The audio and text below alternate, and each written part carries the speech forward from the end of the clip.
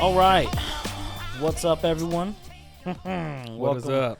Welcome to another episode of More Than Tattoos. My name is Chris. This is my co-host, Tim. And we're going to talk about some real exciting stuff tonight. We're going to start it off with fucking goals. Woohoo! Woohoo! First of the year. Who would have fucking thought? Right. First episode of the new year, we're going to talk about goals. The first thing that I have on my notes is just to share some honest thoughts about them. And honestly, like, I've never liked them. Like, I've never liked making them.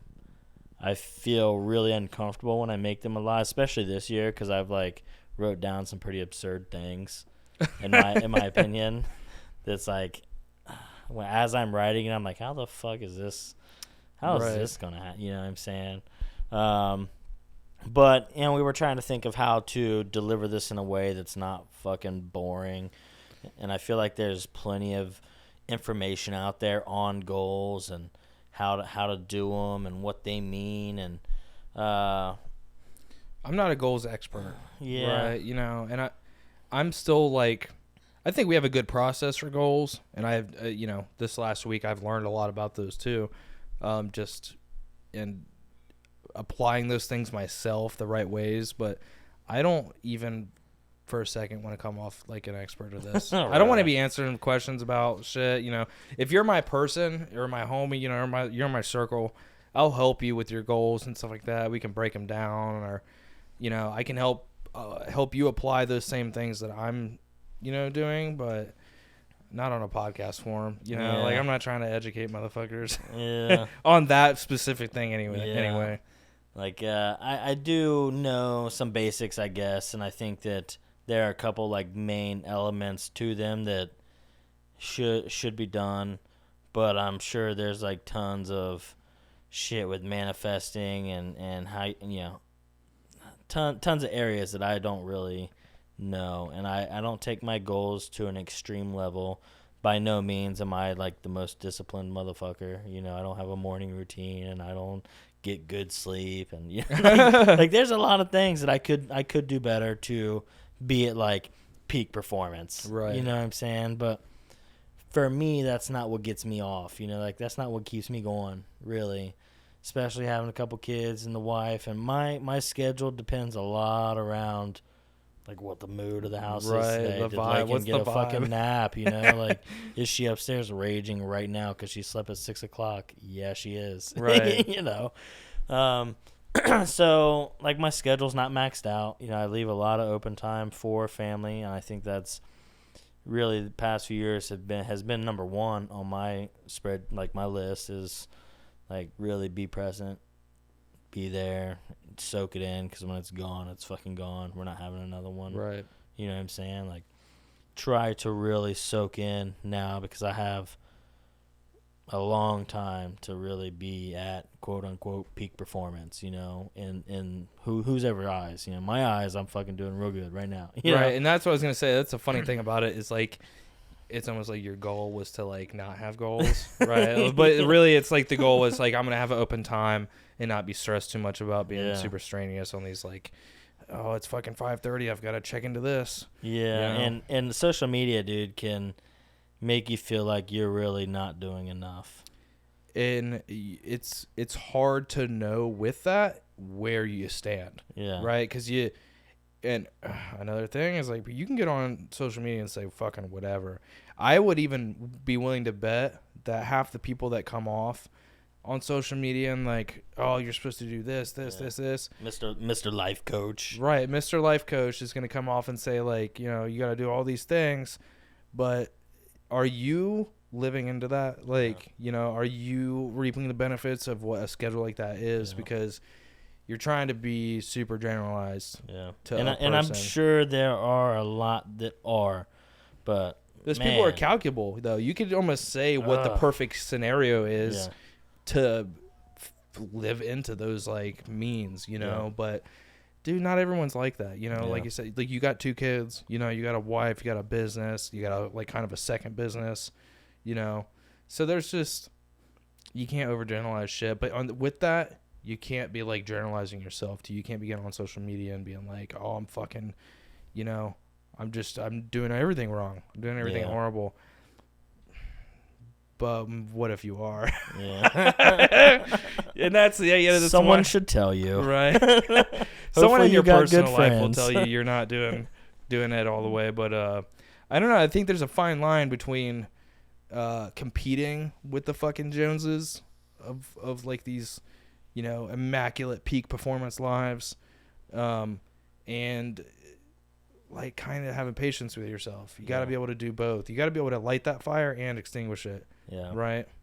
Or at least maybe protect it so it's not getting out of hand. Yeah, and I think you'll hear a lot of those people who are just like, like a Grant Cardone, for instance. I think he's just a good example because he's, read some of his material and he's like fucking go, go, go, go, But like that doesn't make me happy. And I think that there has to be a middle ground.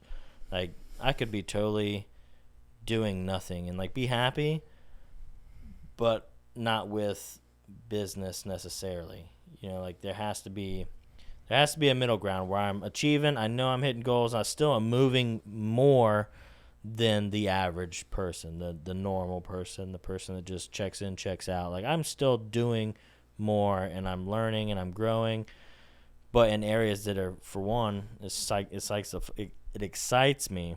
It's what I'm passionate about, so it's easy to put a lot of work in it and not feel like a lot of work, but then also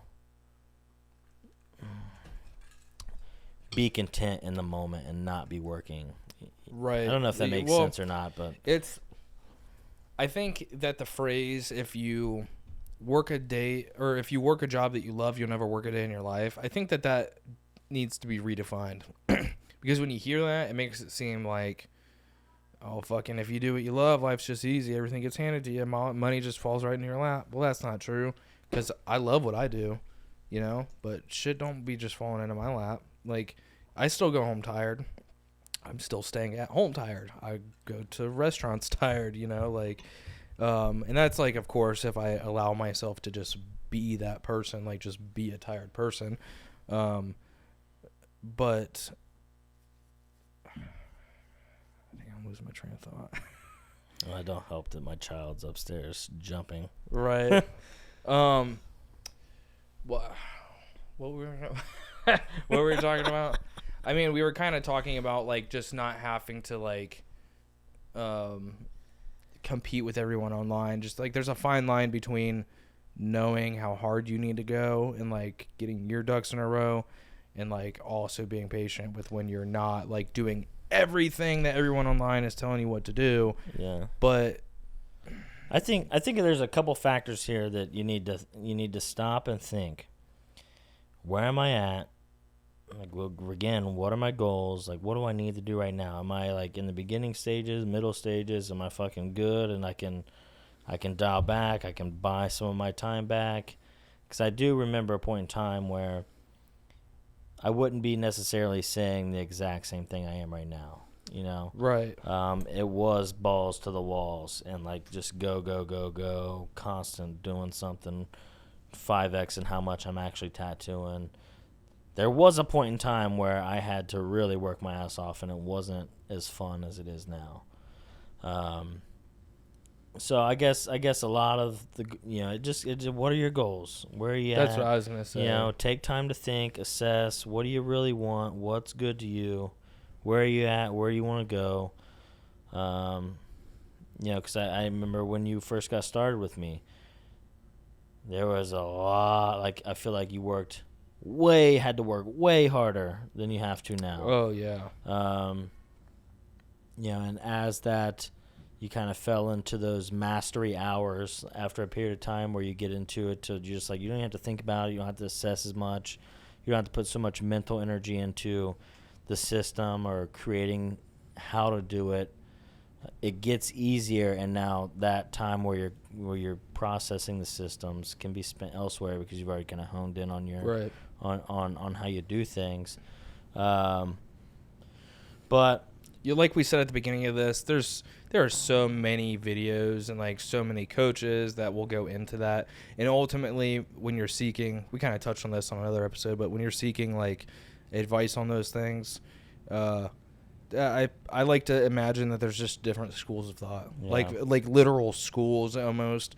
And if this doesn't work for you, you're gonna find somewhere else that works for you and shit. But there's just so many ideas on like goal setting and like building goals. You know, how to follow up, how to track them. You know, how to ask yourself the right questions and stuff. And you know, kind of like you said, it kind of similar to like starting something out. You're not going to be as good about it, or you're not going to be as fluid. You're not going to be as synchronized. There's another word for it that I can't think of right now, but you're going to have to put a lot more effort in for maybe setting goals or learning how to do that earlier on, but there's just so many good sources online to do that. So with that being said, what are some of our goals for the podcast? Well, if not to like run down like all of them, because sure, like you know, we kind of said like not wanting to come off as like just being the guys, figure it all out, but we kind of put ourselves through a good exercise last week of so what goals do we want to go for the podcast. So we really went hard on breaking it down. We did like daily, weekly, monthly, 6 months, year, 3 year, and 5 year, but you guys don't get all the fucking goods. You got to stick around and see what our big term, long-term goals are going to be, but maybe just like a couple. Yeah, I got a few here I want to share, but I do think it's important to have them, and the main reason being is I always think of the analogy that it's like GPS is work. It's a fucking map. Like you can pull up the map and you can go anywhere. Like you can see all the roads, you can see it's got it all there. But if you don't have the actual destination to type in, you're just driving aimlessly. Yeah. You know, and I think that it is important to have them almost as like checkpoints. Not really like a goal like, okay, I've arrived, I don't have to fucking keep, you know. But more so of a checkpoint where I know where I've hit it and now I can reassess and move forward. But when we was creating these designs, well, it's funny you say that because it's kind of like designing your life. I saw one of the videos we watched, and that's kind of how they put it, is like goals or checkpoints like this is the stepping stones to designing the life that you want, like really designing it, right? So well, and I just was gonna follow up with, you know, when we did spend some time on goals, like how much thought and effort, and like we brainstormed for quite a bit of time. You know, trying to really see like what our heart's desire was and where we were wanting to go and what we were wanting to do over the next 5 years. But for some reason, I feel like a lot of people struggle with goals, just writing stuff down. I mean, why do you think that is? Like, why do you think it hangs people up? Why? Well, I think there's probably a good dozen of answers to that, but I think just maybe a couple of them. One being one that I think encompasses a couple of them, and that's just fear. You know, being afraid of what to write down, and that goes in so many different directions. You're afraid to write something too small down. More often than not, you're afraid to write something too big down because you don't want to fail. Afraid to commit. You feel like you're asking too much. Yeah. You know, that I think that's one people don't talk about a lot. It's so easy to say like, well, I don't want to set big goals because I don't want to like fail them, and it's even in a lesser way easier to say, well, I don't want to make goals that are too small. You know, but people don't talk about like not asking for more out of life, or like not like taking that dream in your head outside of that dream organ or whatever the fuck it is in your head that it keeps it in, and actually putting it into the spot in your brain where it's like, okay, this is a reality now. It's just I have to work to systems, or there's got to be something I got to do to make it happen, you know. But you've got to start with shifting where that fucking thought is in your head, right? Yeah. Because it's just gonna stay in that like dream area, and it's just gonna stay there. You're never gonna like speak it out, and you're never gonna figure out what steps you have to take to do it. You're never gonna actually just start doing it. you know. So I think not wanting to ask more out of life, or like maybe feeling like you don't deserve more out of it, those are probably the lesser talked about things, in my opinion, just to name a few. Yeah. And talking on that, I wonder how much of that just like goes back to, the last generation or the generation before that, more of an industrial age, to where we didn't have as much access. Because over the past decade, 2 decades, I feel like doors have really been able to open up for people, and I hear about dreams and goals and that stuff way more now than what I seen from my parents. And I grew up with my great grandparents. He had 3 jobs and worked his ass off his whole life to support my grandma and the household. But for him, like, he wasn't really dreaming. He was just fucking working hard. Right. You had to work hard for what you get, and nothing's given to you. And like, so I wonder how much of that is tied to scenarios like that, where it's like, you really think you can just have whatever you want and not, like you think you can just do whatever the hell you want. It's like the old timer or the boomer experience, But it's funny you say that, because when you look back 3-4 generations ago, I'm talking like the 50s, like the 40s, 50s, 60s area, probably lesser on the 60s, but there was a point in time where like the American dream, like the sole dream, was you could go to this factory, get a job at like Ford or IBM, literally, and that was the goal. And if you got that, you're actually doing good. Yeah. Like it's not like this fictitious like, oh, I'm doing good. It was like that was actually a good position to be in America. Is you got a good job, you can now do way more with like your life than just getting a house, because houses were also pretty affordable at the time, and that was like real life. Now, fast forward through the generations, of course, like, the factory life dwindled. It became less appealing and stuff like that as more of these other doors were starting to open up, and more things were happening. Not to mention, like, the quality of those jobs, I think, has decreased tremendously over the last 60 years. So with, like, our grandparents going through that, and then our parents going through that, it was like they were still doing the same things, but they weren't getting the same payoff, right? So they were, like, stuck in this, like, mindset of, like, well, it was like a trickle down of it used to be good, and now it's just not, but I see these other opportunities. Like, I'm trickled down in this way where I'm stuck here, but I see these other people making the change. Like, they're breaking out of, like, the system, and just actually finding the things that look most attracting to do, because there have been positions like that. I think we've been in a ride this last, like, probably like the 21st century, where it's like being a celebrity is like top of the line. Like, if you can be a celebrity, or like a mass musician, or like a fucking actor, actress, or something like that, you're doing the best, or like own a multi-million-dollar business and something, but it's just like, you're not seeing the attractiveness or the unattractiveness of getting there. It's just this peak thing, versus like that factory dream was like pretty, not to say easy to get, but it was definitely more accessible than becoming a celebrity or a TikTok famous person now. Yeah. Right. But everyone's got a smartphone. Everyone can try to do that, and that's like the most appealing thing, or the biggest thing you're being sold in America is like, you can do whatever you want. You're right. And like, there's other people doing it. You can do it too. Right. And I feel like that's like now that a little bit of a tangent with that, but I do agree. I think it has a lot to do with it. Like this trickling down of like this thought, but it's not even like, it's almost not even malicious. Like looking at these old people are just like hating on the younger generation. It's more like, this, what I have was supposed to be good for me at one time.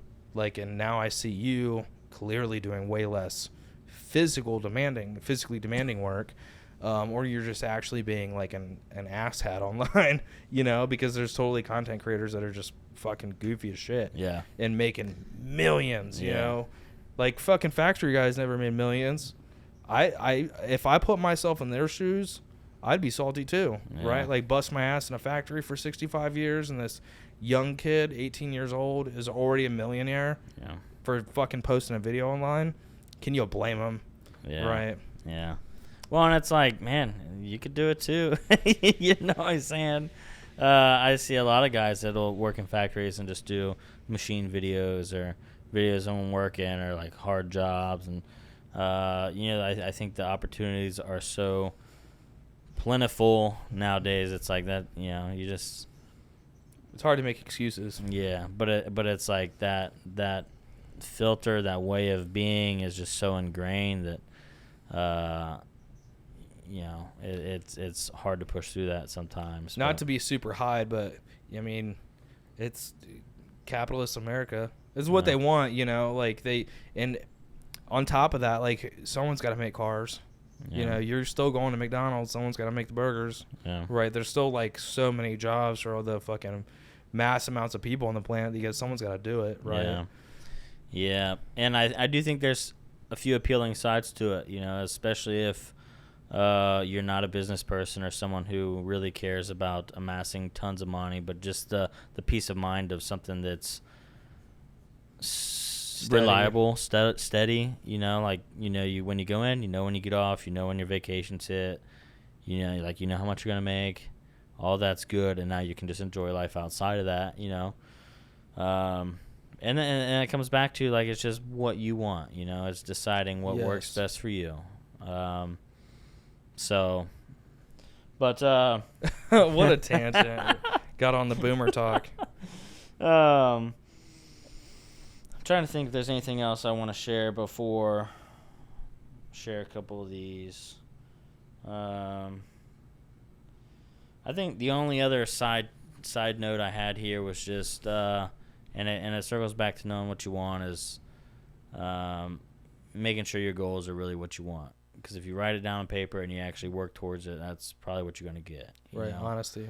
Like a deep-rooted honesty. Yeah, and I think that there's a lot of people that end up in college, as a goal they've had since they were younger, but was it really theirs, and now because they've aligned themselves with this goal and have achieved it, they're going to be paying it off for the next 20 years, I think that was just one of the main examples that I had, but take some time to really think about what you want. Because I think it's easier than what you think to fucking hit the goals you write down. Right. I think literally the first step to that is just saying that you actually want it, and putting it down, speaking it out. Which it's not like the personality I come from, but I can speak to like it being part of the process. Yeah, and it's not like we have a huge old list here. I think that for me, goals change quite a bit, or as my heart's desire changes, things just change, but we do have a few just overlying ones here that we could share, as far as like we have a certain number of episodes we want to hit, how often we record. If we know how many episodes for the year, now we know what we need to schedule weekly, monthly. We have a number of guests. We want to have at least 24 guests this year on the podcast. With that being said, we want at least 6 or more of those guests to have 50K, 1,000 plus followers, a decent platform, with hopes that we can bring them value. I don't know. Just sitting here, my first thought is like, well, why would someone with that many followers want to come be on this show? But we're going somewhere. I think we really are, and we do got value to bring to people. But that's one of the goals. We want to have some heavy hitters on the show.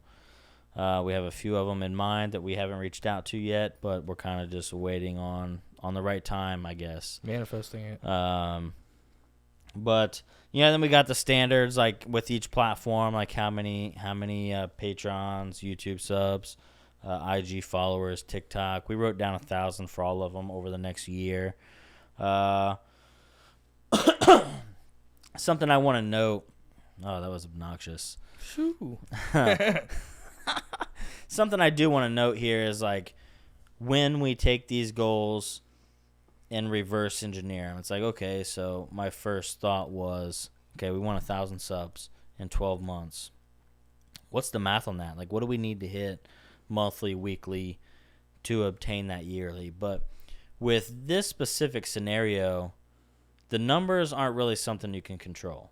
Like, you can't write down X amount of followers and really do anything that's going to exactly give you that. Like, there's no way to know how many people are going to choose to follow you. So and it's not linear either. You can't just like do X things and it grow at like exact 90-degree perfect angle, like, yeah, 45, but yeah. Or yeah, it's 45 degrees, sorry. But yeah, that's exactly it, and it's going to kind of look like it's going to be low, and then it's going to substantially start to rise once momentum takes up. But so if we want to hit a certain amount of goals, like what daily actions, weekly actions could we take to obtain those goals? First thing that comes to my mind is consistency with just showing up, producing content that is on schedule. It's when we say it's going to be, just being committed to recording and doing our due diligence with the research that we do and the topics we provide to you guys. But that's the first thing that comes to my mind. Second, a good way of putting that is turning your goals into habits. Yeah, and those actions, you can control those for sure, in hopes that it's going to get you to the number you need to get to. What would be something else that actions that I could take to get to the solid subs? I mean, I'm doing my research on the platforms. I'm trying to understand, like, man. I think a good one is like you're taking it to them. You're taking the content to them. So when I say that, I mean engaging, like just getting on other people's posts, like just putting yourself in other circles, like other communities and stuff, and engaging with them, sending messages, and with that, that's kind of research too, right? Because for example, if you brought me on as a content creator, I could probably do good. Like, I'd probably make good content, but I don't, without knowing like the whole tattoo world, or like, with all the questions we have about, or like the conversations we've had about how to make good content, I wouldn't really be providing the best form of value that I could be as a content creator, which is why I label myself as a tattoo photographer or like a tattoo videographer, because there's a lot of things that I take into consideration in there. But being a tattoo not tattoo podcast, I want to get in like the communities or engage with people that are in the tattoo world so that I can provide them the right kind of value, right? But also with that, it's like two birds, one stone. You're getting what the people want. You're figuring out what people want, what they're consuming, but you're also just connecting with them, and then like in a way, just like putting the podcast out there by putting yourself out there. We kind of have a similar mindset with your business, with like messaging people. Like Gary Vee talks about this all the time, like messaging your followers or just messaging people all together. Not just because it's like good for the algorithm, but also because it's no different than you're going to a business conference. Say you've got some goals to learn some shit, kind of like what I just said. Go out into the world and see what people want and then give them that. But also fucking connect with people, because you don't know what kind of connections you could or could not make out of that. But taking your business to other people, like, hey, my name's Tim, I do this thing. If you're interested in fucking getting a service from me, or like listening to my podcast, maybe I could provide you value that way, versus I'm just gonna make this content, post it online, and then wait for people to come to me and just wait. Because then you're like, like you just said, you can't make numbers happen for sure, but you can definitely take away all of the things that leave it up to question.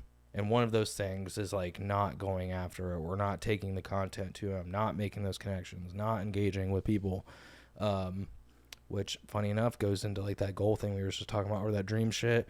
You've got to fucking put it out there. You've got to get out there to even get that shit going. You know what I mean? Because if you're just waiting on shit to come to you, well, Yeah. one day, I like this song. It's like it's an older song, but it's I think it's called like "Someday I'll Be Lucky" or something like that. And it's just a sad guy that's like, you know, she done fucking left me. You know, I've got no money, no friends, but one day I'll get lucky. You know, it's like, well, fuck that, dude. I'm gonna walk my fat ass to being lucky. You know? Yeah, well, with that train of thought, I don't know if that's gonna be the case. You know, Right? It don't sound like you're gonna be too lucky if you don't do some opportunity met with some preparedness. Yeah, You know? that's exactly it right there. Yeah, and I don't think that. I guess to piggyback off that opportunity met with preparedness.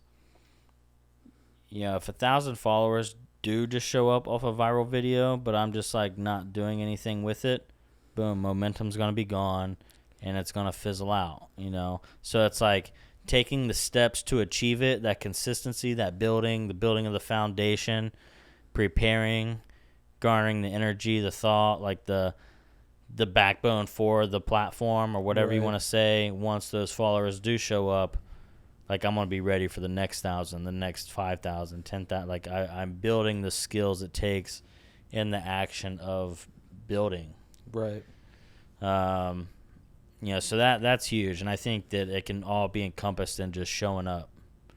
I think I preach that to the people of the shop more than anything. You just have to show up. Yeah. Be consistent of showing. Like if someone thinks of tattoos, at least in Ohio, like I want them to fucking think of Chris Bow. You Right. know, like, oh, tattoo. You say something about tattoos. We got a dope artist here in Ohio, Chris. But Right. you know what I'm saying? Like that's how much I want to show up. And I think that's like the perfect real time interaction where I'm a videographer for you at the shop, but we see all these little businesses there trying to do it on their own. And you don't know how many times I've heard, well, you got fucking Tim. Dude, Hip was just talking about that in the last episode, you know? Yeah. That's so fucking easy to say, you know. It But is. I was a business 6 years before you came on. You know, it took a lot of building to get me someone like yourself who could come on here and kick ass. You know, it took a lot to get there. Yeah, that could rabbit trail into something whole. But there's people that are doing it. Dude, I just gave shit to, who was it? It was, I can't. It was one of the tattoos we saw recently. Guy Atchison. You know, dope ass fucking tattoos. You got amazing artist. His content is like clearly an iPhone, like not even that great of an iPhone, and he clearly doesn't really care to go that hard to making his content like that good, you know. But clearly the proof is in the pudding. His tattoos are awesome. He's doing just fine. Yeah. You know, granted, he's probably done a shit ton of stuff to like He's position. been tattooing 30 years. That's what I'm too, saying, bro. dude. Like he's just the boy's vintage. Yeah, You know what I'm saying? And Like I've listened to him on podcasts sometimes. He's a sweetheart too, real hippie, down to earth dude. Yeah, he runs a huge tattoo platform and coaches thousands. You know, wrote Right. a book on reinventing the tattoo. So he showed up. It just wasn't necessarily on IG. You know, it was the fucking footwork over 30 years. Right. You know. Right, of course. And we're working alongside directly with these people that are like just now hitting a year in, but they're like, man, how do like So it's a blessing to be frustrated hungry, sometimes, you know, like have that fucking fire. But, and again, like I can validate them, you know, seeing that like you've got this whole section of your job that you could allocate to someone else, but you gotta, you know, you can work into that. And there's people doing it and doing it well, you know, with that iPhone, you know. So not to say that my job's not important, because I think that my job is very important for people that are trying to grow and push beyond where they're already at. But, dude, there's people doing it. They're just doing it in different ways, you know. Yeah, and those are the people right next to us, you know, because it's so easy to look online and like literally not be able to like talk to this person or see them in real life. But, you know, these are fellow tattooers that work at the same shop as us, and they like, I'm a real person. It's not like they see like just see us online or whatnot.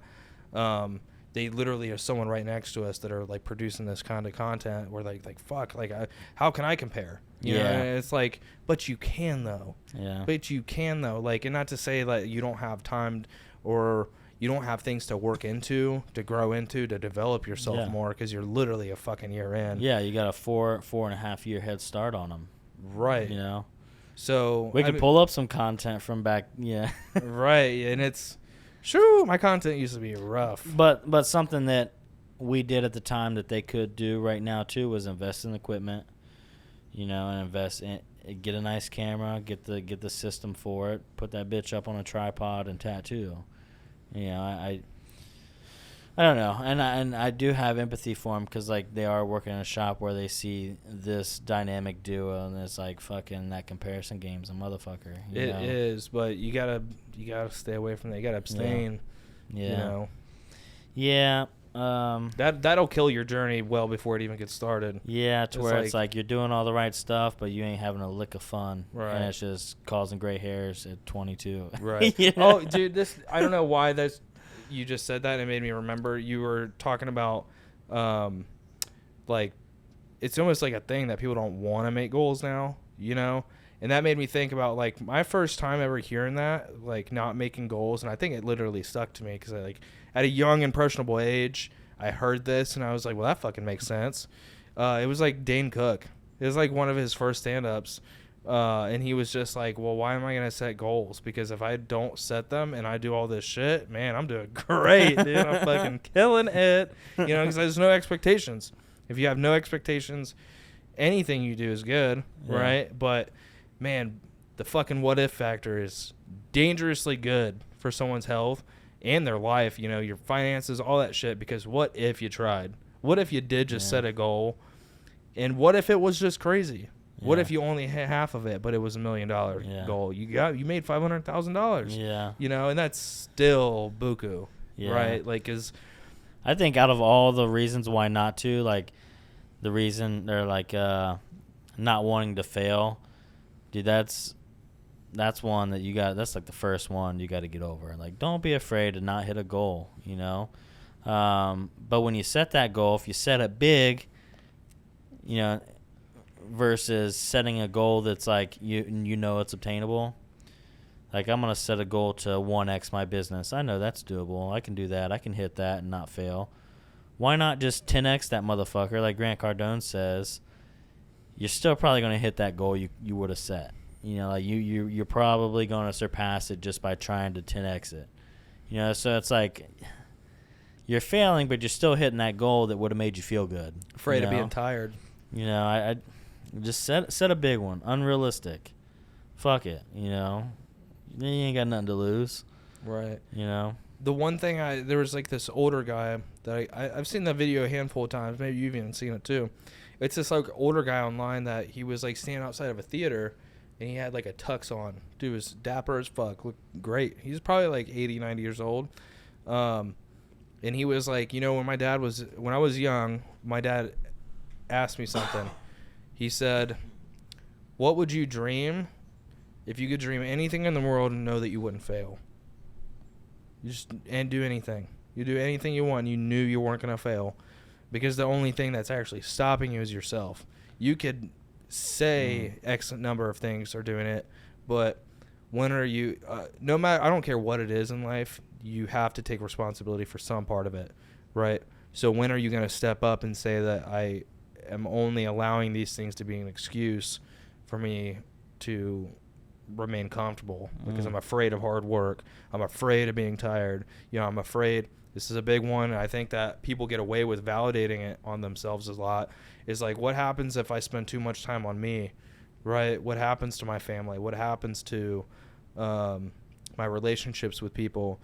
What are they going to think of me if I start stepping into this new life, like where I'm going to care a lot about what I'm doing versus I'm going to care a little bit because it's that's almost a value of myself to other people is like I care very little about myself and I care a lot about other people. You know, I'm afraid to step into that, you know, and I think that, again, that's one of those things that you've got to get over because it's not really the money that's going to make people look at you different. It's how you're spending your time, because you're going to start to realize, like, it's going to feel initially like you're spending a lot of time on yourself, I think, but then it's going to be like, oh, I'm spending my time on a goal. Like, it is my goal, but I'm putting my time, my money, my energy into this vision that I'm creating. And there's a lot of people that aren't going to understand that. They're not going to click on to that. Yeah. They're not going to relate. They're not going to be on with you, you know, and that can create resentment. That can get confusing, because with all that stuff, you're already trying to fucking put all your energy and goals, or like time into this goal that you have, or these goals, but then you have to like learn how to fucking communicate that shit to your people, you know, which is like a whole different fucking thing. Yeah. You know, if you're going to try to like maintain those relationships with people. So I can see people running themselves through all those thoughts all at one time, and all that pressure just coming down on them and be like, well, fuck, I'm not going to do it. You know, because I'm not going to, why fix something that's not broken? What if you did, though? Yeah. What if you stopped to realize that like shit's not as sparkly as it could be? Yeah. You know, I feel like people are super afraid of like being tired. Yeah. Because it's a different type of tired. You can go to a factory and get tired that way, but as soon as you clock out, dude, you fucking clock in, clock out. You're just not doing shit. You know, the rest of your life is free, pretty much, as long as you got the money to pay for it. But when you're like in business for yourself, there ain't no one's giving you a fucking Christmas bonus. You know, you're not getting just like time off. You know, you don't get PTO. You don't get that like yearly percentage raise that's promised to you. It's like, oh, we're gonna get you 1% and we're gonna get you on inflation. None of that shit. You know, that's probably a good thing. That one's probably one of the perks of being tired. Right, sure. and that is a perk. Give myself my own raise. But what happens when they don't do that? That's like literally one of the best Christmas movies ever, National Lampoon's Christmas Vacation. Right at the end of that, if you haven't watched that fucking movie, fuck you. Go turn this shit off and go watch National Lampoon's. But right at the end of the movie, he's like, you know, already sunk all this money into this like pool he's gonna hook his family up with for Christmas, planning on that 1% or whatever, that bonus, you know, and then the fucking top hat company dude, big wig, pulls the shit out from beneath you, but you weren't in control of it. You don't actually make your own finances. You don't actually make your own decisions. And I hope that doesn't rub anyone the wrong way when I'm saying that, but I mean, it just is what it is, because you have consistency, but you know, when someone at the top wants to fucking take shit from you, they're gonna take it, and what are you gonna do about it? Yeah. You know, now granted, that movie they fucking abducted the guy and you know, did all this shit. It's clearly don't a movie, that. Right? Yeah. Don't abduct the boss, and definitely don't have your hillbilly cousin living out of a trailer go get him either. Oh, that's funny, man. But no, I think that. It goes into earlier, you know, like not wanting more out of life, that'll fucking stop you, dude. There's a lot of shit there's so much more that'll stop you from getting to a goal or even starting it than there is that will, but that's because there's only a handful of things that are actually going to get you to start. And I think that being able to separate yourself and kind of get pushed through that feeling of like, what if I lose my family? What if I lose these guys in the midst, or I piss them off, or I change too much and they don't like me anymore, or they have resentment, or they're annoyed with me. Now, there are some personality types and people that don't really realize how they're coming off on people, you know, and like are just kind of assholes. But I look at it like this: if they're not willing to support me in my journey and have my back, and they're going to get upset about me changing and growing and developing and wanting more for myself, I don't want them around anyways. I don't want them in my corner. You know, I don't need that, you know what I'm saying? And if I have a brother, sister, family member who's wanting to, I'm going to see how I can help them, or how I can, you know, be supportive, or if they call me and need advice or assistance or just someone to talk to, like I'm going to be there for them in their journey and understand what they're going through. Maybe it's easier for me because I'm doing that and I can empathize, and, you know, and some people may need to hit that level of resentment and a hard conversation to understand what they're actually putting out there. But it's like you're just operating on fear. You're not even giving them a chance to grow too. Right. You're not allowing them to realize that there might be more they could fucking change too, you know, like you're doing everyone a disservice, you know. But yeah, so we kind of trailed off there from one of the goals. Yeah. You know, based around how many followers we're wanting to get. Which that was a tough one for me to write down because, like, I don't really care about the numbers really, but on the back end of that, there's a lot of actions that will just propel us to more people. And that's really, for me, that's it right there. It's just touching more people's lives, essentially, you know. And it's kind of like it's kind of like what you said. I know, like, everyone's goal is to, like, get more followers, right? So that's the direction. You could say that. But, you know, you hear a lot of people talk about making things trackable so you can actually, like, see how you're doing. You can actually check in on your progress, have some accountability with yourself. With that being said, that's parallel, in my opinion, to setting expectations that we're aiming to get 1,000 followers. You know, like, I want to make that accomplished. Now, I can't know for sure that's exactly going to happen, but you can have both of those things. But to be honest with you, I have both of those mindsets, but very seldom. Like, I check in on what I'm tracking, but it's really just to gauge how I'm doing. I'm not, like, I'm still thinking, like going, I'm aiming for that 1,000, and then when I check in, I'm like, oh, we're at like 282. I'm like, okay, so we have X amount still. So I'm thinking about that number, you know, but it's still just gonna, even though I don't use it for mass tracking, it's still pushing me. I'm still building a narrative. Yeah. You know what I'm saying? Well, and you might be sitting there wondering, like, well, you're talking about tracking. Like, what does that even mean? And tracking results, data, looking at your numbers, seeing if things you've been doing is effective, that's definitely something you should do 100%. And that's been a lot of what your job has been. But also with tracking, you know, taking those actions and applying them, because really it's just a to-do list until it's put on the schedule. Then it's a hardcore action plan. Like, it's actually like taking those daily things, making a list, putting them on your schedule, and then you're able to track, did I actually do that task or did I not? Right. Did I do that task? Oh, I missed 3 days actually. So by default, I know that I'm not taking the right action to hit this goal that I put down as what I'm wanting to get with these steps. So, like, taking those steps, the actions, and putting them on your calendar. And then actually sticking to your fucking calendar and doing them, you know, like, which is so easy to not do. Yeah. Oh, I got a reminder, but I'm doing this, so, like, it's good, you know.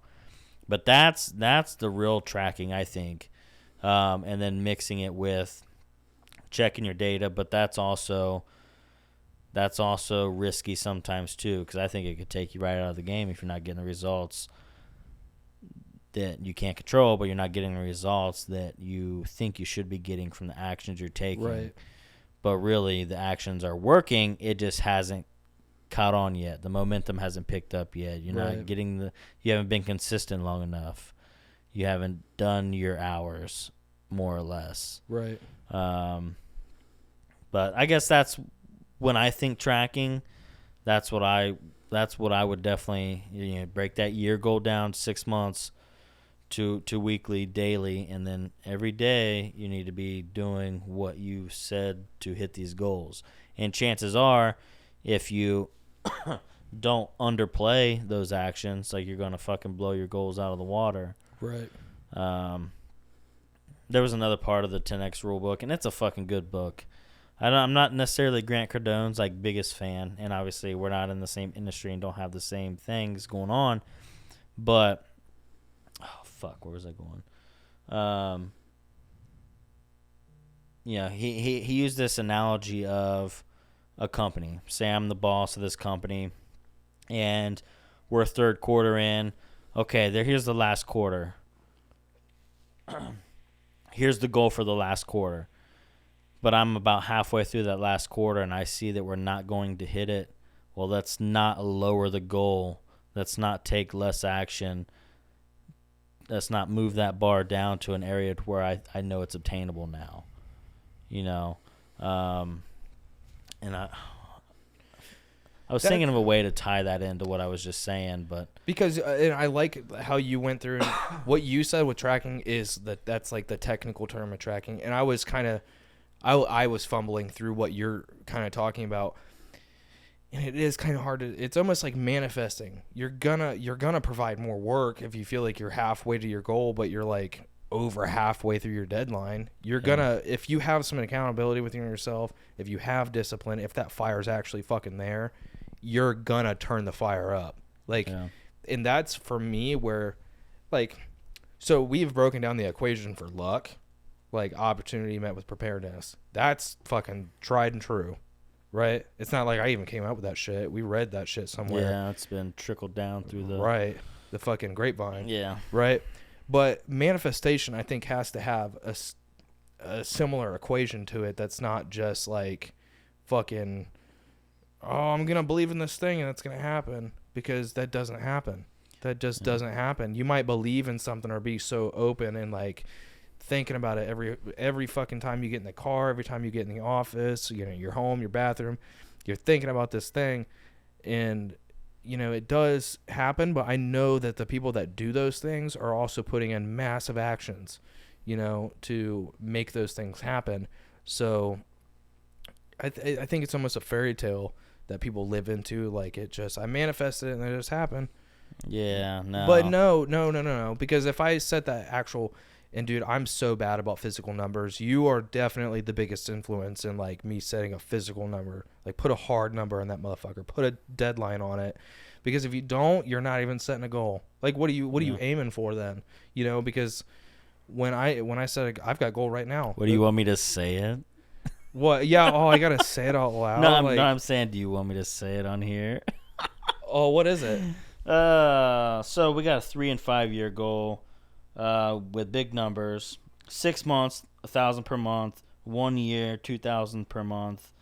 You know, I think that to a lot of people, 1,000 a month seems big, but you know, we got a goal right here to hire 2 team members. You know, I think that with tattooing, I got a lot on my plate. With Tim doing social media stuff for me, and then doing all the editing and all the social media stuff for More Than Tattoos, I think if we was able to earn that level of income, which would be enough to pay someone a couple days a week for a whole month, would bring a lot of value to you guys. It would free us up more to bring you guys better content, to do more research, to do, you know what I'm saying? So it's not like we're just trying to pad our pockets here, but early on, you know, I think that those are realistic numbers.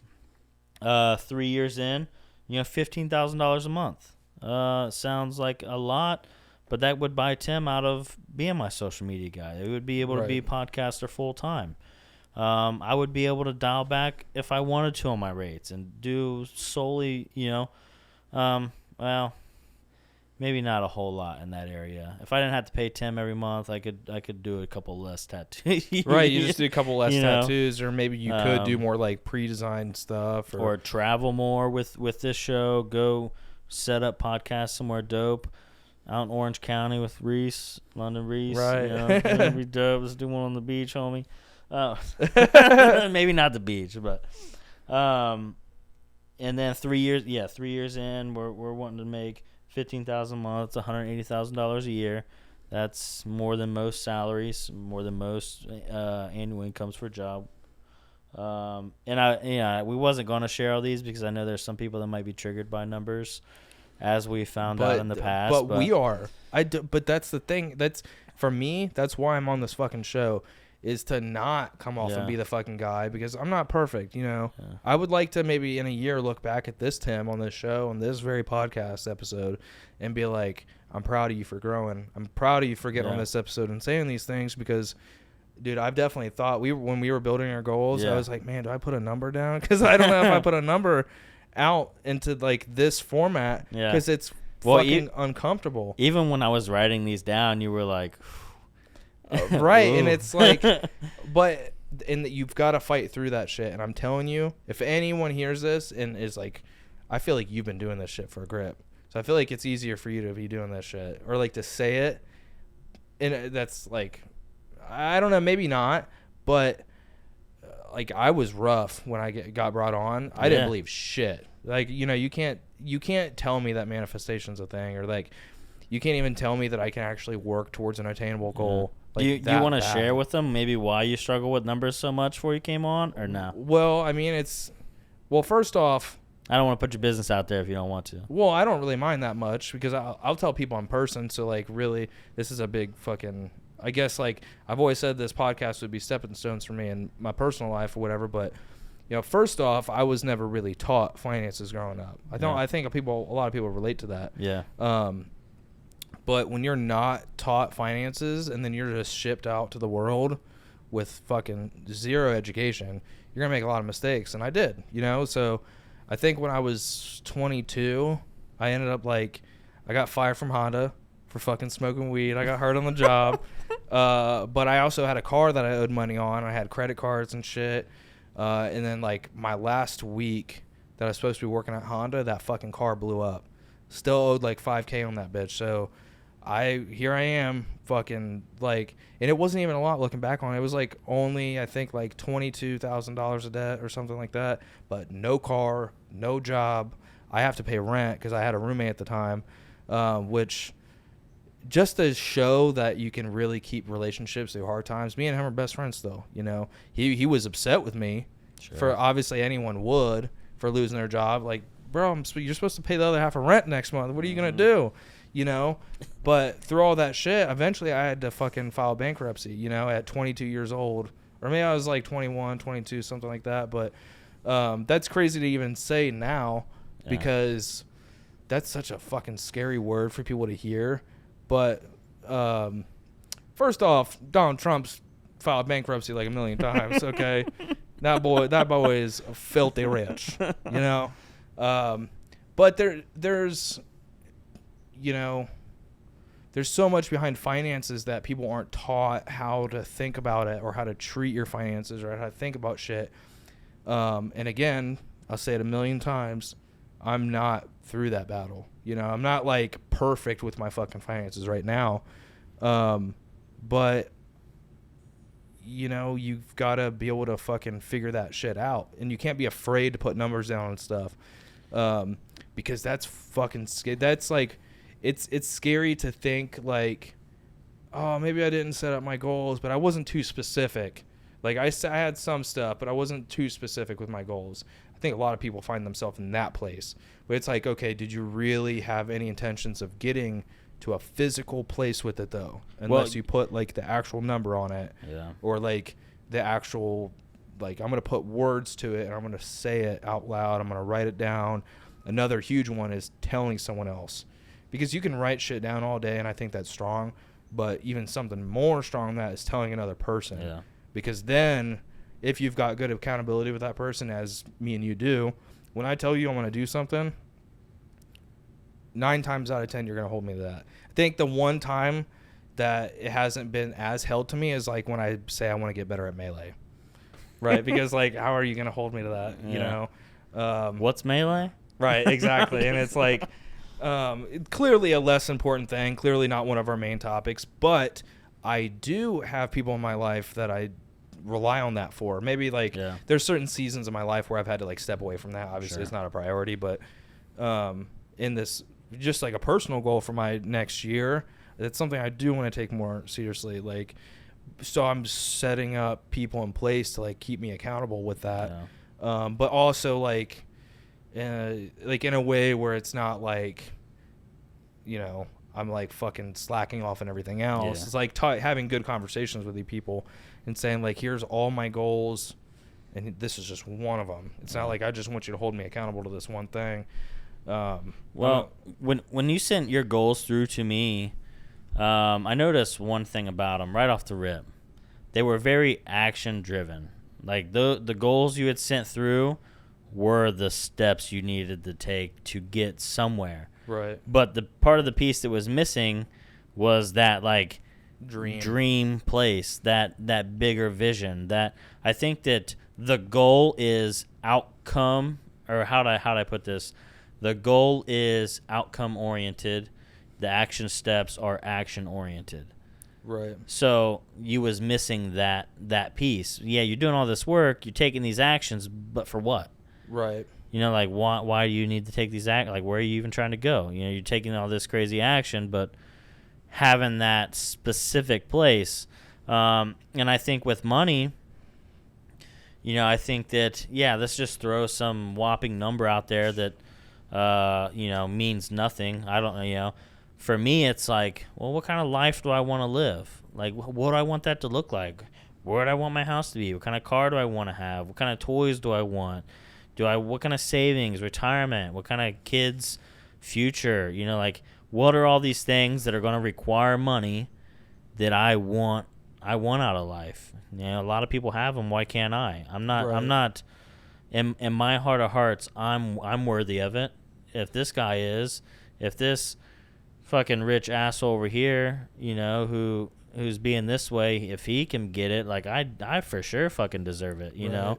So it's like taking these numbers, creating a life, and then taking the numbers that it would take to have that life, and that's the goal.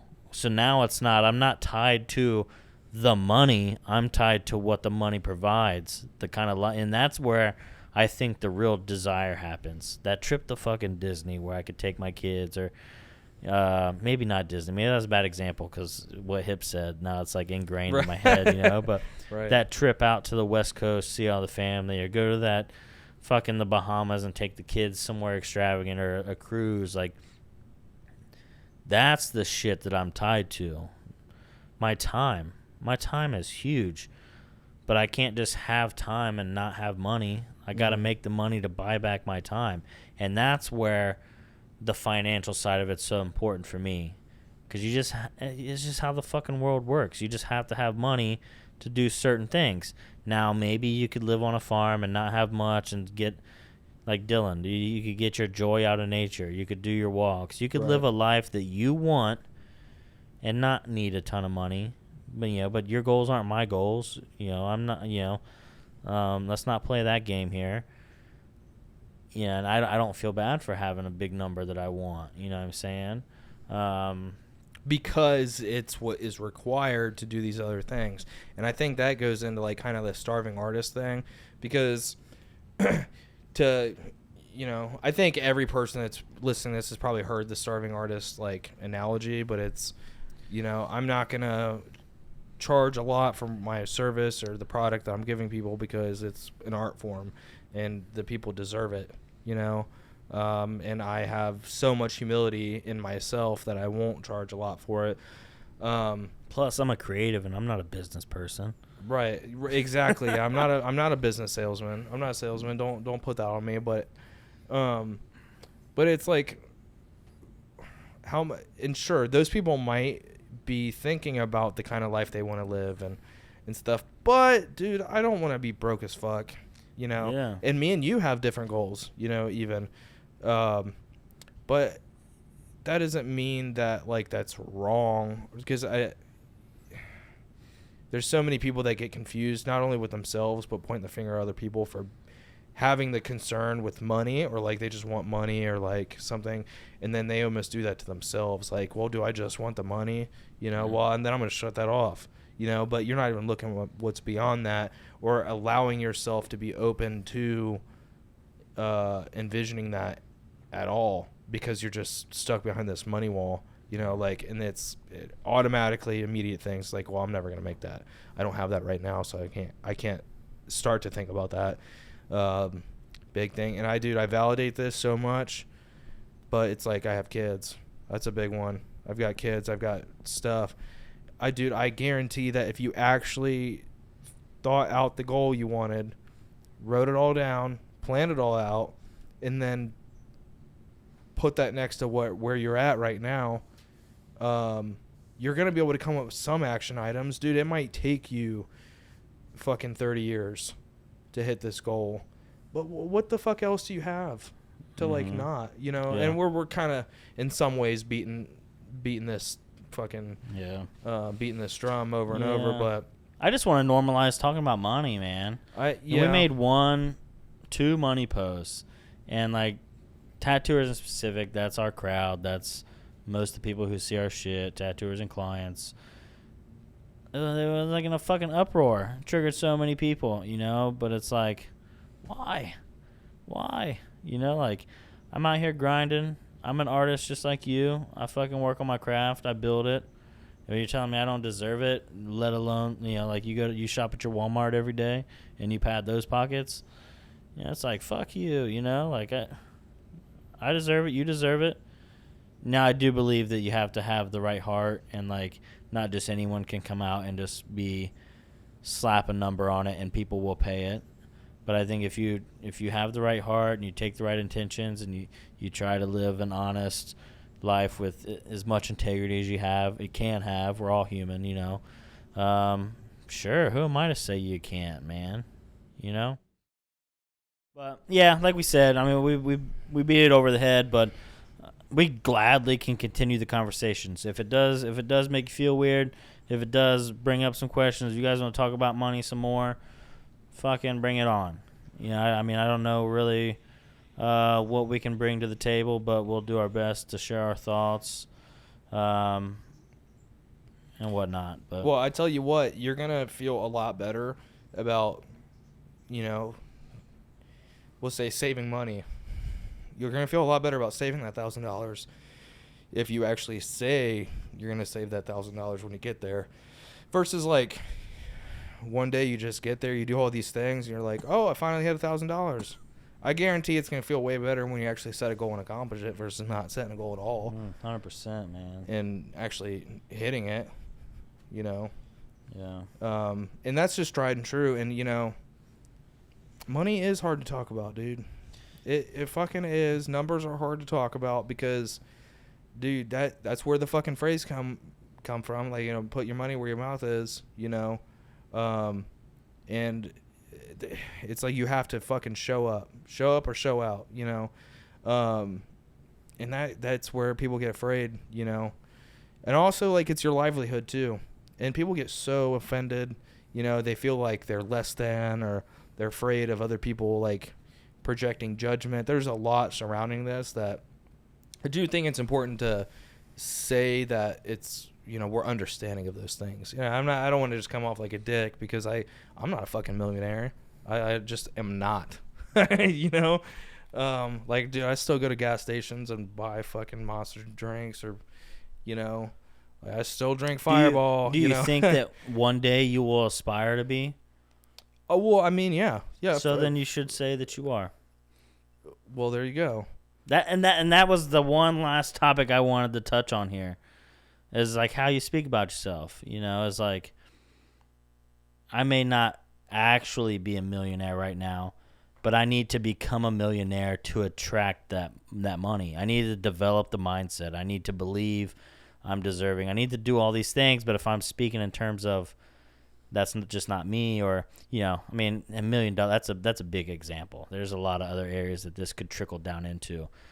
But like, fuck, I'm a millionaire. It's not my bank yet, you know, but if I aspire to be, then I should take on that identity.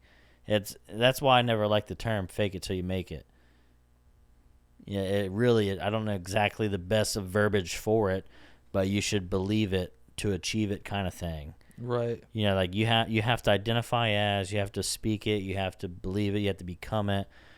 That is who you are. Once you become a millionaire, the money will show up. That makes sense? Yeah.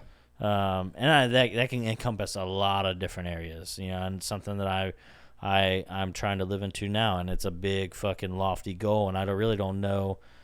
Some people might take this as like, do you really know who some of the best artists in the world are? And there's fucking... There's more than you can... Yeah. Because of the fact, it's like Schrodinger's box. Or Schrodinger's cat, rather. It's like, you don't know the cat's dead or alive until you see it. But I guarantee there's some motherfucker in Italy right now that don't even touch social media, and he's the best tattooer in the world, right? The motherfucker you don't even see. Yeah. And when you have that mindset, you can throw out this whole like the fucking I'm never gonna be the best, because you're never gonna know what the best is. Yeah. You just have to do it. You know, it's like Ritz says, it's like, you know, when I want to listen to something good, I have to go make it. You know, hey, dude, I like rappers. I love rappers, man. Rappers got the most money lines ever. That are just like our success principles wrapped up in a good beat. You know. But yeah, with that being said, you know, if I even want to come close to being the best in the world, like I just have to believe that I am, you know, and even saying that, it's like, what the fuck, you know. But if I'm even going to come close, you know, because I could be completely okay with the best of Springfield, which I have been announced at, you know. Right, we've got you know, best in Ohio. You know, that would suffice. But it's like, if I'm shooting for the best in the world, I'm for sure I'm gonna knock those two out of the park, you know? Right, you're gonna get a lot closer to actually doing that versus like my goal was best of Springfield. You're probably never gonna get close to like being the best in the world. 100%. So just watch how you talk about yourself. And that's hard. I am because, a millionaire. Like, I am the best in the world. You know, I am the greatest father, the best husband. You know, I wake up every day and I believe I'm the best husband and father that I can be for these kids. You know, it's not like I'm not trying to be, because that leaves room for slack. That gives me an out. That gives me an excuse not to show up and play full out. I feel, you know. But it's like, I am that fucking person. And if I am identifying as, my ego wants to protect that, and I don't want to let that down. I don't want to feel like I let everyone else down in a way. You know, or I'm saying this, but I'm not showing up like this. And that's, for me, the fail-safe, and that's the difference in confidence versus narcissism. You know, and that's a whole different thing we'll get into, I'm sure, like fucking episode 300, you know, way down the line. But that for me is that the fail safe of having confidence is the accountability with yourself. Is like, you know, when you say these things, you're gonna be fruit checking yourself, right? Which, have we talked about fruit checking on this? Like a little bit. Yeah, a little bit. But I think that would be a good topic to talk on, like with another episode, maybe a later time. But I do think that people, there's good, there's evil. You could talk about all that shit. But when you are saying certain things to yourself, you have an ability to be honest with yourself. So if you're saying I'm the best dad ever, but you're like clearly not, you know, you're going to know, you know, unless you're a fucking narcissist or you got something going on with you where you're like not aware of it. I can't speak on that shit, you know, so I'm not even here to touch that shit. But the fail safe and just like having that strong confidence is you're going to keep yourself in check. Or, you know, you're going to have brothers and sisters around you that you have these good conversations with, and like you can share that goal or share that aspiration, share what I'm becoming with this person, and they can help you live into that more, you know, because I could totally hear like, it's just social media, man. Like that's part of the money thing. People start talking about money. They're like, oh, you're immoral. You know, oh, you're confident. You're immoral. You're fucking egotistical. Well, it's like, well, that's part of the equation. What am I just not supposed to believe? That sounds like your stories that you're projecting on me. See, that sounds fucking like easy. That sounds like your hang up, not mine. And just another example that I hear a lot, and this is funny, you know, because we say this all the time. Oh, I'm bad with names. But I'm trying to get better, you know. But instead of saying I'm bad with names, you'd be like, I'm getting better with names. Yeah, cut out the first half. Yeah, just like I used to be terrible with names. I'm working on it. Quit saying you are, because you're identifying as it, and now moving forward, like you're still that person. You have to change how you talk about yourself, and that's fucking huge. Book plug, which is a book plug that's from. I think one of the best books that breaks down how that works is Atomic Habits, because it's like your identifiers. There's a lot of identifiers that someone has, which make up what someone is and what they live into and the actions that they produce. So that's a fucking great book. But Yeah. pairs with one of my goals is like I'm reading. I'm gonna start doing more reading and shit like that, and that's the book I'm starting with this month. I'm gonna reread Atomic Habits. Yeah, it's a fucking good one. A good one to pair with that is The Compound Effect. But if you're into like more woo-woo shit and you like the idea of manifesting and like going really in depth with it, is The Power of Your Subconscious Mind. When that book started, when I would listen to the audiobook, but when it first kicked off, it said, "I'm gonna teach you how to pray," and I was like, "What the fuck?" Right. I don't pray like the recite, like get down on my knees and pray to the Lord. Say like that's not it. That's not what he's talking about. He's just talking about how you speak to yourself and how to direct or develop your subconscious mind, how to get your mind to work for you. In a way, I probably didn't do a very good job of explaining that, but well, I think that's a good way of saying it, honestly, because most of the time the mind it tends to work against you, right? Like that's what it can feel like, is like I feel like I have these organic good thoughts, but it's all these little, the chatter in the back of my head that's telling me not to do it or whatever. That's your subconscious mind, right? You would say it's like all like your intuition. I think a lot of people almost like the good evil, like that, like the two people on your shoulders, like there's a side to each story, but that initial gut feeling, like that is the subconscious mind, like the part that it's like if you just obeyed it, you would get the results. But you're playing into fear, you're playing into that doubt, you're playing into the negative side of the positive. If you're religious, you're playing into the devilish side versus the godly side. But I think that first initial gut feeling, it's like, hey, reach out to this person. But you're like, no, like they don't, like, why would I text them? But if you did, something good could have come from it. Now, I do think that if you were just naturally raised up in an environment that was like negative, darker, a lot of these things were ingrained in you, kind of developed your filter to be a certain way, your subconscious mind may initially be that negative stuff. And I'm no expert, so I could be wrong here. But yeah, I do think what I just said there was not accurate, but I know from experience, my gut feeling or like acting on things that just pop up out of nowhere, I feel like that's definitely my subconscious, and like I try to obey those feelings. But that's all. That book is, like I said, it's fucking deep, and a lot of people would read it and probably be like, what the fuck is this shit, like, and that's fine. I didn't agree with everything that was in the book. I don't apply it, but there was a couple key things that I took from it that I thought was very valuable, and then there's a video that I watched a long time ago by Mel Robbins. It's the 2 things that billionaires do daily. I'm pretty sure that's the title. 10-minute video on like reprogramming your filter. And there is some science that she breaks down in the video that can help you break those negative habits or those negative thoughts or that initial negativity, because that's just that filter.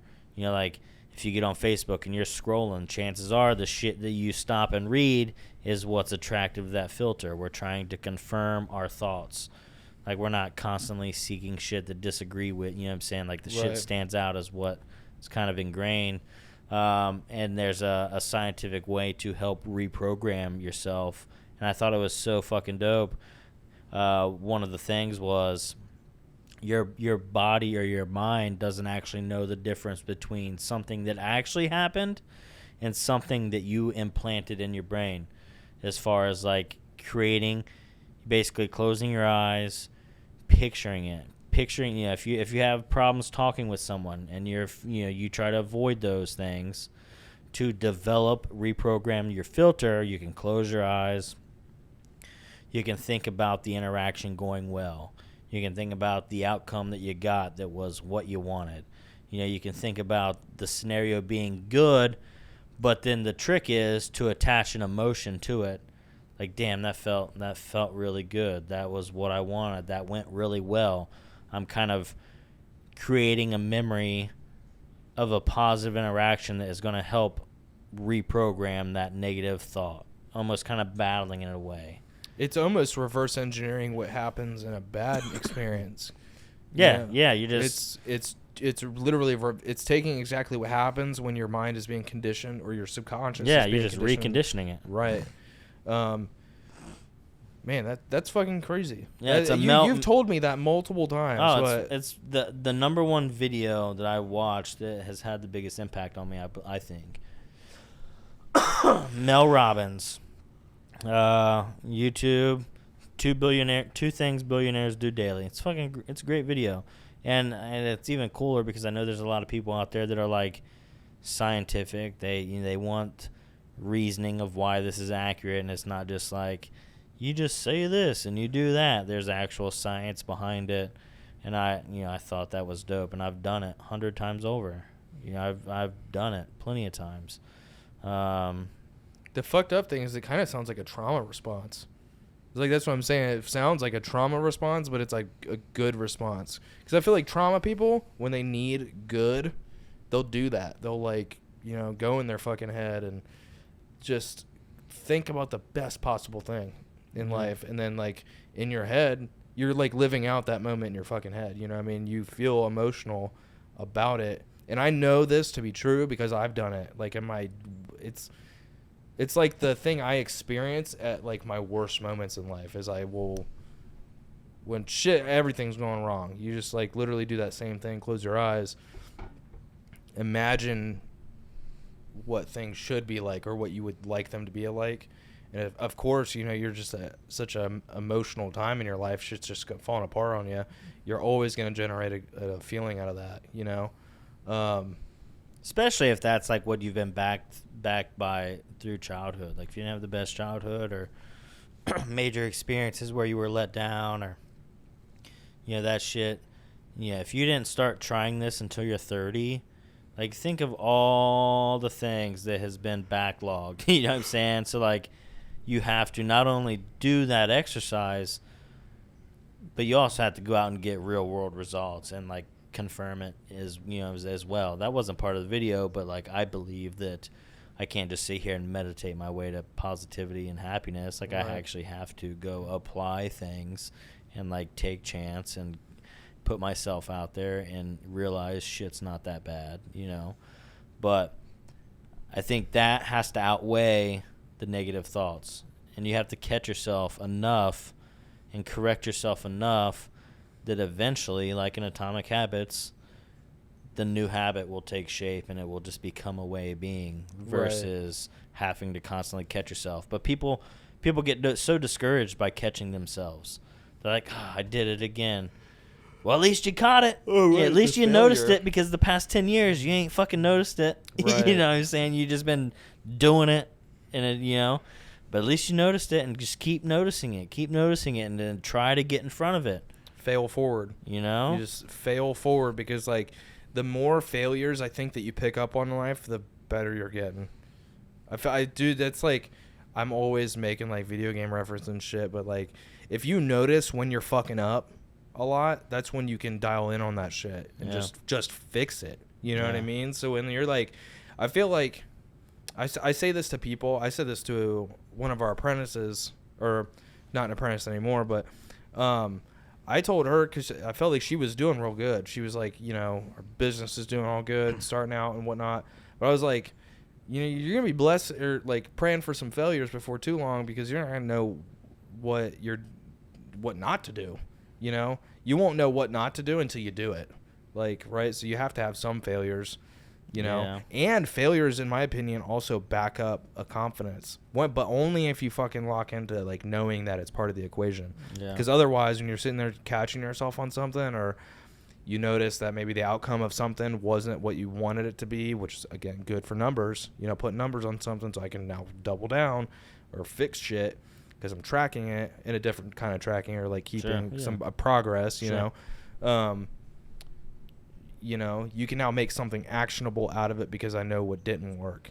I feel like a lot of times it's hard for me to argue that a success is more valuable than a failure, because it's two sides of the same coin. It's almost like a hole isn't a hole until it's dug, right? I feel like a lot of people aren't going to get that, Tim's analogies are crazy sometimes. Oh, yeah. Let me know if he usually reels. I don't think I got it, but I guess I say like,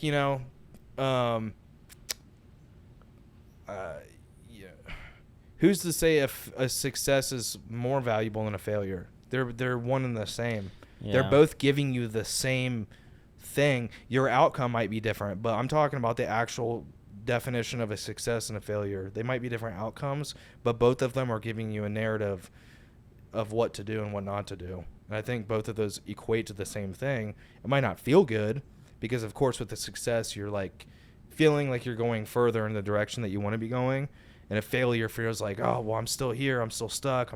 I'm still this thing, and I'm trying to break away from it. But, dude, like you said, the awareness game is like part of the first steps of that. Yeah. But it's also one of the longest steps in it because, like, once you start garnering awareness to certain things, I feel like one of two things is either going to happen. I don't feel like you necessarily forget. I feel like you just get lazy.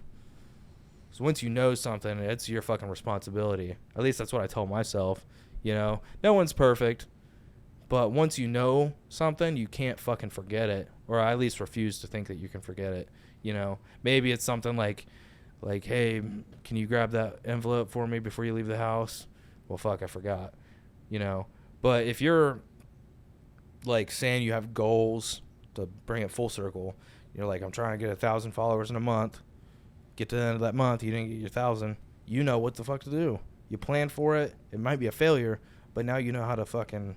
Yeah. There was a video I heard, and we're gonna have to tie this up here soon, but I'm trying to think of how it was worded. Because you always hear like, oh, they had it easy or success overnight, but usually the biggest success in the room has failed the most. Right. And the way the video was played, it was like fucking, it sounded better. But I believe it's true, And if we're playing the long game here, do I want success fast, or do I want it to be built on those failures?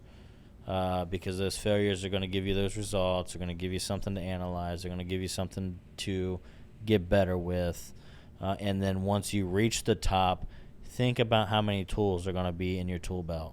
Think about how, and I want to say hardened, but I don't want to say hardened because that sounds like that could be taken maybe in a way that's like, oh, I'm just hardened. I got like this fucking tough exterior, but I feel like cold and hardened is two different things. Or just like battle seasoned. That's a good one. Yeah.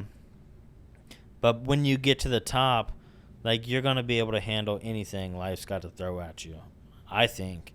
That, and you can answer questions not only to yourself but other people. Because I forget who said this, but it's always kind of stuck with me, is like, you shouldn't be like saying that you just have a responsibility to yourself, when you're looking at achieving things of greatness, because you don't know who's looking at you. Hip was kind of talking about that last episode, but he's like, you don't know who's looking at you. You don't know who's inspired by you and what you're doing. You don't know who's looking up to you. So really, when you get really deep into this, all of these talks that we have and like the mindset behind it and shit, for me anyway, I start to, I don't maybe remember this all the time. Even though I just said, like, once you fucking know, you can't forget. Fucking bullshitter. But he's a fake. Right. But I do think, when you get so far deep down into this, you really start to maybe it's enough time in it or like caring about it so much, whatever you're doing, but your responsibility extends further than just yourself. You know, you're like, I kind of have a responsibility to use my body to the best of my ability. You know, I kind of have a responsibility to use my mind and my heart to the best of my ability because there's way more chances of me not existing than there are chances of me existing, right? So not only do I owe this life, you know, owe the opportunity of life to do good, but also I think I owe it to the people that inspired me to inspire someone else, you know, because I got it from someone else. I didn't just like fucking, we were talking about that a little bit ago, like the self-made shit. Like I can see how that's appealing and attractive, and that fucking type A personality gets people off, but dude, I don't really get that much out of it, you know.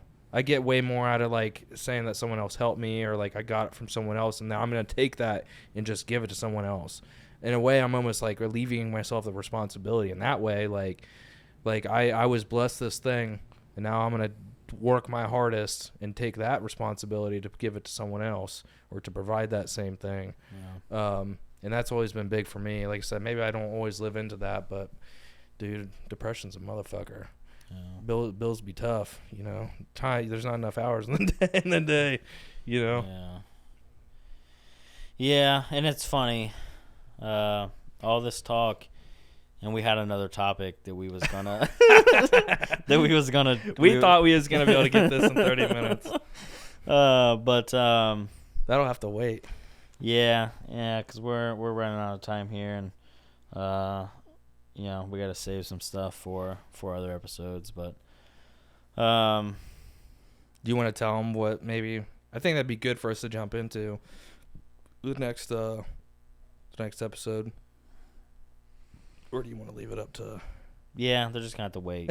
They're just gonna have to wait because I want to develop the thoughts more, because it was kind of spur of the moment, and I know we could rabbit trail it, but they're just gonna have to wait. It's a big one. I think it's fairly controversial, and there's a lot of takes on it.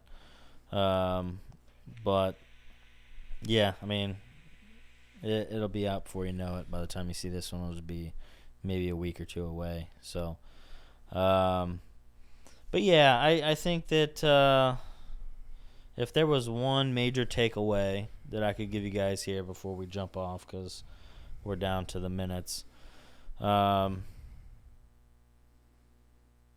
What, steal from Nike and say just do it? No, that could be big. You just do it, but man, I don't know. You know, it's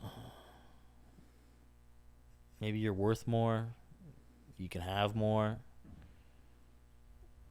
You just have to figure out where you're going. Don't be afraid to ask for more.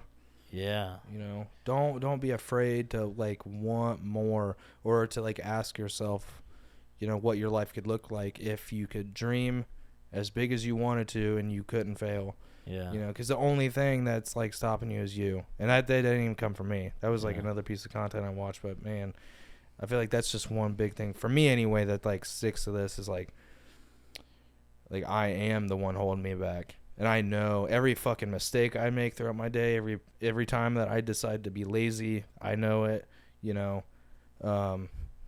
So, you know, yeah. I just don't, you know, and with that I have patience, but don't be afraid to like imagine what your life could be like if you actually tried. Yeah. Yeah. Dream big, create that vision, and just watch how you talk to yourself. Yeah, self-talk. Yeah, is I big. think that I'm not religious, but I heard that God's name was really I am, and don't use that shit in vain. Shoo! Oh, damn! You know? But yeah, I think that's a wrap. So I appreciate you guys hanging around. You know, really been having a good time doing these podcasts.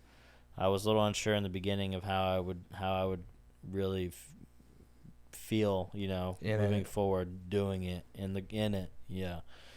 But I'm fucking with it, man. You know, and I could totally see this fucking going far, you know, and I want to, you know, I made a post on IG. I want to bring as many people with me as I can, you know. I think that We ain't got all the answers, but we can at least shine some light on some areas that might help, So, I'm done.